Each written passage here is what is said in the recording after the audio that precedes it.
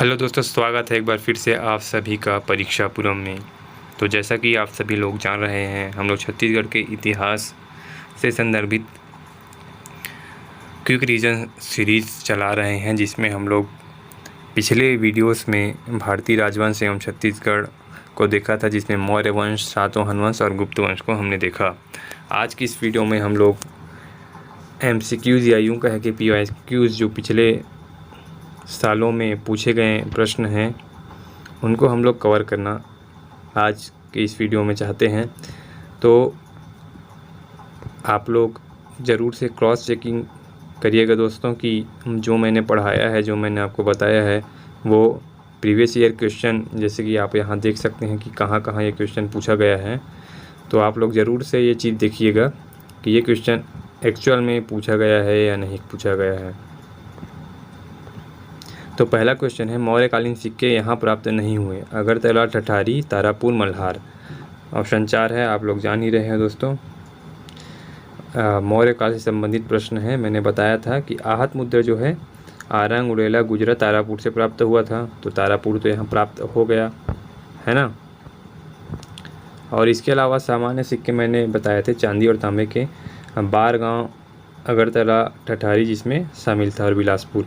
तो इसमें केवल मल्हार ऐसा जगह है जहाँ से सिक्के प्राप्त नहीं हुआ। तो इसका उत्तर हो जाएगा ऑप्शन नंबर डी।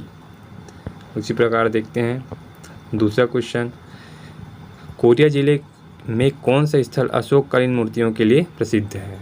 तो मैंने बताया था कि MCQ जिला में अशोककालीन मूर्तियाँ प्राप्त हुई हैं। तो इसको कोरिया जिले के नाम से भी पूछ दिया जाता है कभी कभी करके, मैंने साइड में ही बता रखा था। तो इसमें पूछा है कोरिया ज़िले में कौन से अशोककालीन मूर्ति, हरचौका, मनेन्द्रगढ़, घाघरा, कोटाडोल। तो इसका भी उत्तर हो जाएगा ऑप्शन नंबर डी, कोटाडोल में अशोककालीन मूर्तियाँ प्राप्त हुई है, जैसा कि हम लोगों ने आगे पढ़ भी रखा है। तीसरा क्वेश्चन की ओर चलते हैं। प्राचीन छत्तीसगढ़ का उत्तरी भाग मौर्य साम्राज्य में शामिल था। सरगुजा क्षेत्र की सीता बेंगरा और जोगीमारा गुफा में ब्राह्मी लिपि के मौर्यकालीन अभिलेख प्राप्त हुए हैं। तीसरा कथन है, अशोक के कलिंग अभिलेख से इसकी पुष्टि होती है। तो देखो दोस्तों, प्राचीन काल का उत्तरी भाग मौर्य काल में सम्मिलित था, ये तो 100% श्योर है, मैंने बता भी रखा है। सरगुजा जिले के सीता बेंगरा और जोगीमारा गुफा में ब्राह्मी लिपि के मौर्यकालीन अभिलेख प्राप्त हुए, ये भी सही है। ब्राह्मी लिपि और पाली भाषा में प्राप्त हुए, है ना। अशोक के कलिंग अभिलेख से इसकी पुष्टि नहीं दोस्तों, अशोक के कलिंग अभिलेख से इसकी पुष्टि नहीं होती। अशोक के कलिंग अभिलेख से कलिंग के विजय का पुष्टि होता है, इससे कलिंग के अभिलेख का कोई लेना देना नहीं है। तो इसमें ऑप्शन नंबर बी, केवल 1 एवं 2 सही है ना। आप लोग भी दोस्तों वीडियो को पॉज करके ऑप्शन गेस करने का कोशिश कीजिए, क्योंकि आप लोगों ने इस टॉपिक को पढ़ा हुआ है, तो ज़्यादा अच्छा होगा कि आप खुद इस उत्तर तक पहुँचे, प्रश्नों के उत्तर तक पहुँचे। और क्वेश्चन देखते हैं, छत्तीसगढ़ से कहाँ से प्राचीन थिएटर के अवशेष प्राप्त हुए। हम लोगों ने पढ़ा था सरगुजा जिले के रामगढ़ की पहाड़ी से 2 गुफाएं प्राप्त हुई है, जिसमें एक सीता बेंगरा जिसे प्राचीनतम नाट्यशाला कहा गया, और दूसरा कौन सा था, दूसरा था जोगीमारा, जिसमें देवदासी सुतनुका और नृतक देवदत्त का प्रेम गाथा का वर्णन है। तो इसका उत्तर हो जाएगा प्राचीन थिएटर रामगढ़ की पहाड़ी, है ना। तो रामगढ़ इसका उत्तर हो जाएगा। उसी प्रकार अगला क्वेश्चन देखते हैं, छत्तीसगढ़ में नाट्य परंपरा का प्राचीनतम उदाहरण माना जाने वाला स्थान है। तो उसी क्वेश्चन को थोड़ा सा घुमाकर पूछ दिया दोस्तों। इसका भी उत्तर क्या हो जाएगा, रतनपुर, रायगढ़, रामगढ़, खैरागढ़। तो इसका भी उत्तर हो जाएगा ऑप्शन नंबर सी, रामगढ़। फिर वही क्वेश्चन पूछ दिया है, विश्व की सबसे पुरानी रंगभूमि किस जिले में स्थित है। इस बार जिला पूछा है।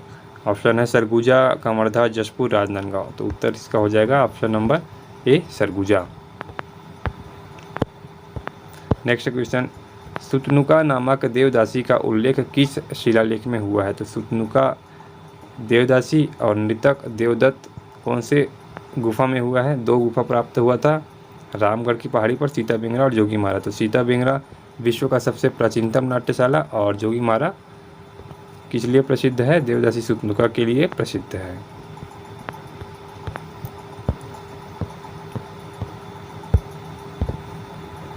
बिलासपुर जिले के किरारी से प्राप्त काष्ठ स्तंभ से पता चलता है कि प्राचीन काल में निम्नलिखित में से किस राजवंश का शासन छत्तीसगढ़ में था? तो किरारी के काष्ठ स्तंभ से पता चलता है कि हम लोग को छत्तीसगढ़ में मौर्य वंश, शुंग वंश, कण्व वंश या सातवाहन वंश। तो सातवाहन वंश, उसमें भी स्पेसिफिक राजा की बात की जाए तो कुमार वर्दत्त इससे संबंधित राजा हैं। किरारी के काष्ठ स्तंभ और है ना दोस्तों। नेक्स्ट क्वेश्चन देखते हैं। सातवाहन वंश के पदाधिकारी के नाम पदाधिकारी का पद नाम छत्तीसगढ़ के किस स्थान से अभिलेख प्राप्त हुआ है? तो हम लोगों ने पढ़ा था किरारी के काष्ठ स्तंभ से कि पद नाम और उसके पदाधिकारियों के बीच के नाम का जिक्र किसमें हुआ था? किरारी के काष्ठ स्तंभ में। किरारी के, तो ऑप्शन हो जाएगा किरारी, इसका उत्तर हो जाएगा। किरारी के काष्ठ स्तंभ का खोज के बारे में बात किया जाए तो 1921 में हुआ था। सरई लकड़ी से यह बना हुआ था। वर्तमान में महंत घासीदास संग्रहालय में इसको रखा गया है। अगला क्वेश्चन देखते हैं। छत्तीसगढ़ में प्राचीन ऋषभ तीर्थ में प्राप्त शिलालेख किस शासक का है? तो हम लोगों ने पढ़ा था कि ऑप्शन देख लीजिए दोस्तों पहले। सम्राट अशोक, तीवरदेव, कुमार वर्दत्त, महाशिवगुप्त। तो सातवाहन काल के इसमें एक ही राजा दिया है, वो है कुमार वर्दत्त। किरारी के काष्ठ स्तंभ और दमोह दरहा के शिलालेख पढ़ा हुआ है, और दमोह दरहा के शिलालेख से संबंध ऋषभ तीर्थ का है, जिसको हम लोग ने जैन तीर्थंकर वाले चैप्टर में भी देखा था। नेक्स्ट क्वेश्चन है। दमोह दरहा नामक चट्टान से लेख प्राप्त हुआ कि राजा वर्दत्त ने 1000 गायें दान में दी थी। यह किस स्थान के नाम से जाना जाता है? तो कबरा पहाड़, पाली, गुंजी, ग्राम शक्ति, बैकुंठपुर। तो इसमें आपको ऑप्शन देखते ही बन गया होगा, इसका उत्तर होगा ऑप्शन नंबर सी, गुंजी ग्राम, है ना। इसको दमोह दरहा भी के नाम से जाना जाता है। ऋषभ तीर्थ से भी ये संबंधित है। नेक्स्ट क्वेश्चन देखते हैं। किरारी के यज्ञ स्तंभ उल्लिखित पदाधिकारी कुलपुत्र कौन था?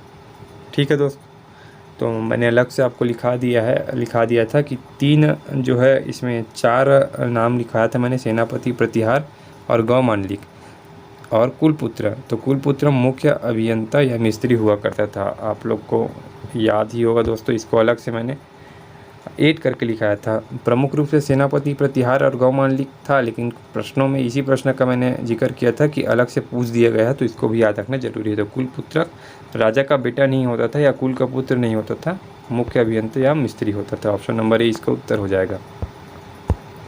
Next question. छत्तीसगढ़ के मल्हार में निम्नलिखित में से किस सातवाहन शासक के सिक्के प्राप्त नहीं हुए?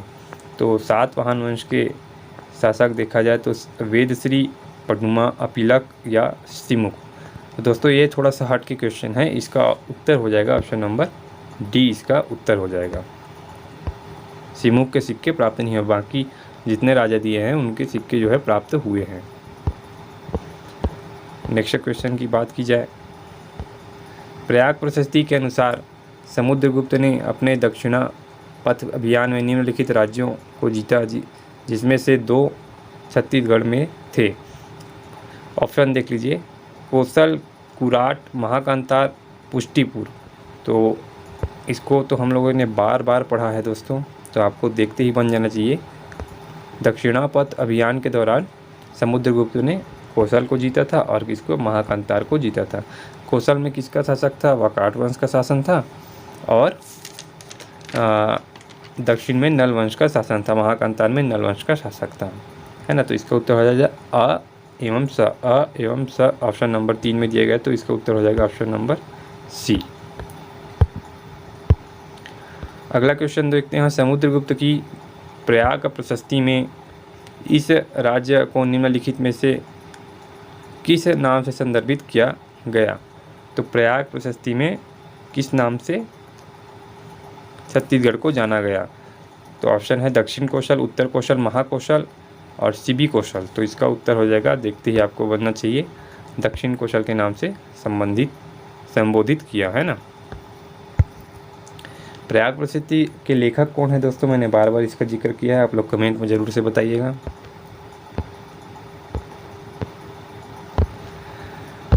अगला क्वेश्चन है, किस अभिलेख में उल्लेखित है कि समुद्रगुप्त ने दक्षिणापथ अभियान के दौरान कौशल के राजा महेंद्र को पराजित किया था? तो महेंद्र को पराजित किया, यह कहाँ से पता चलता है? नलवंशी राजा महाकांतार, दक्षिण कौशल के महाकांतार राजा, वाकावट वंश के राजा महेंद्र सेन को पराजित किया, यह जानकारी किससे मिलती है? प्रयाग प्रशस्ति, गया अभिलेख, किरारी काष्ठ अभिलेख, नालंदा अभिलेख। तो स्पष्ट रूप से प्रयाग प्रशस्ति से यह जानकारी मिलती है दोस्तों। ऑप्शन नंबर ए इसका उत्तर हो जाएगा। नेक्स्ट क्वेश्चन है, समुद्रगुप्त ने दक्षिण अभियान में पराजित कौशल का राजा निम्नलिखित में से कौन था? तो कौशल में किसको हराया था दोस्तों? तो कौशल में वाकावट वंशी राजा कौन था? स्वामीदत्त था, व्याघराज था, विष्णुगुप्त था, महेंद्र था। तो ऑप्शन नंबर डी हो जाएगा इसका उत्तर, महेंद्र। नेक्स्ट क्वेश्चन, समुद्रगुप्त की प्रयाग प्रशस्ति छत्तीसगढ़ को कौशल कहा गया है ना। प्रयाग प्रशस्ति में छत्तीसगढ़ को कौशल कहा गया। दूसरा है कथन, समुद्रगुप्त ने अपने छत्तीसगढ़ अभियान में कौशल के राजा महेंद्र को पराजित किया। तीसरा कथन है, उसने इस राज्य को अपने साम्राज्य में सम्मिलित कर लिया। तो निश्चित तौर पर आप लोगों ने अच्छे से वीडियो देखा होगा, तो पहला कथन तो सही है, दूसरा कथन भी सही है। तीसरा कथन में अपने राज्य में सम्मिलित कर लिया वाला बात नहीं है, जबकि उन्होंने अपने वंशज, जो कि आगे चल के उनके वंशज हुए प्रवर सेन, उनका विवाह किससे कराया?